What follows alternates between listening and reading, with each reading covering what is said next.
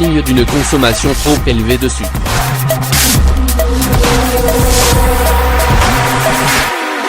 La première chose que vous dira un nutritionniste ou un préparateur physique quand vous irez le consulter, c'est que vous devez éviter le sucre. C'est un venin pour notre corps. En plus de vous faire grossir, il a une incidence négative sur d'autres parties du corps. Le sang présent dans notre organisme contient par exemple des éléments très sensibles au sucre. Cependant, nous ne sommes pas toujours conscients de l'effet négatif que la forte présence de sucre a dans notre corps. Nous pensons uniquement au diabète comme maladie en lien avec ce composant, et si nous n'en souffrons pas, nous avons tendance à penser que nous sortirons indemnes de cette consommation de sucre. Devenir diabétique est l'un des symptômes qui montrent que vous mangez trop de sucre. Mais avant d'arriver à cet extrême, se produit une série d'effets secondaires qui rendent vos tâches quotidiennes de plus en plus difficiles. Nous ne faisons pas souvent le lien, car son ingestion est considérée comme totalement normale. Les symptômes qu'une consommation trop élevée de sucre. 1. Un épuisement général.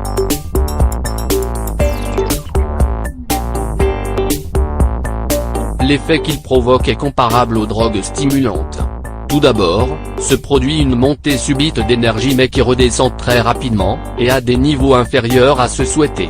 Le pic initial est donc suivi d'un moment de déprime du corps. C'est pour cela que nous vous recommandons de consommer du café avec des édulcorants ou d'autres ingrédients, pas de sucre, qui vous aideront à retrouver de l'énergie. 2.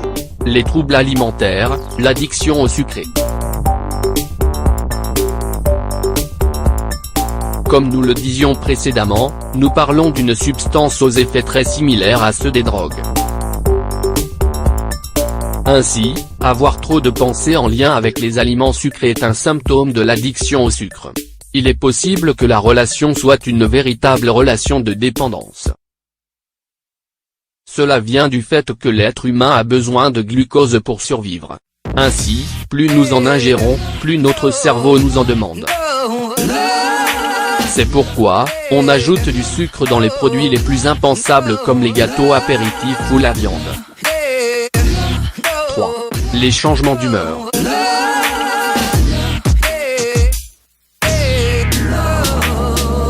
Si nous pensons aux deux signes précédents, ils sont assez évidents si l'on veut prouver une consommation excessive de sucre. Plus nous en mangeons, plus nous en voulons. Cela signifie que lorsque nous venons de manger du sucré, nous nous sentons mieux. À l'inverse, lorsque nous ressentons son absence, nous nous mettons en colère. C'est curieux car les variations d'humeur ont aussi un lien avec n'importe quel repas.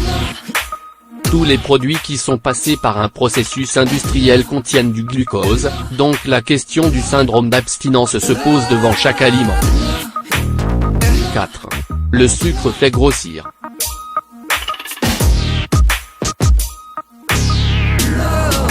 Une fois que notre esprit a obtenu la quantité de sucre nécessaire pour fonctionner, le corps le métabolise sous forme de graisse. Puisque le pancréas ne peut pas sécréter la quantité d'insuline nécessaire pour le digérer, le foie le stocke comme des graisses. Ne vous inquiétez pas, vous pouvez consommer plusieurs fruits par jour pour perdre du poids. Le glucose présent dans les fruits n'est pas aussi nocif que celui des gâteaux et des autres produits industriels. 5. La peau s'en ressent quand on mange trop de sucre.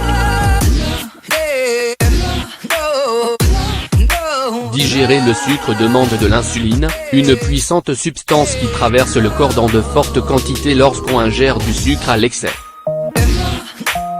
Beaucoup de gens présentent une sensibilité spéciale à l'insuline, de manière à ce que leur peau commence à s'assécher et à peler, sans remède.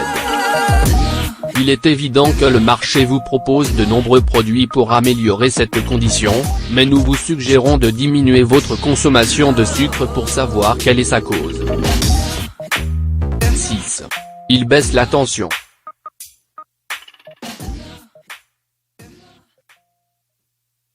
Vous avez sûrement déjà entendu dire que le sel est nocif pour la tension artérielle, mais saviez-vous que le sucre est pire encore ?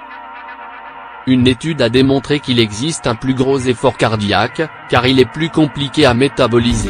En conséquence, il augmente cet indicateur. Les gènes qui sont produites par ce phénomène sont très communes de nos jours. Cependant, nous sommes rarement capables d'établir ce lien. Les raisons sont multiples, mais il est évident que la méconnaissance de ce lien entre la nourriture et le plaisir gustatif du sucré en est à l'origine, entre autres.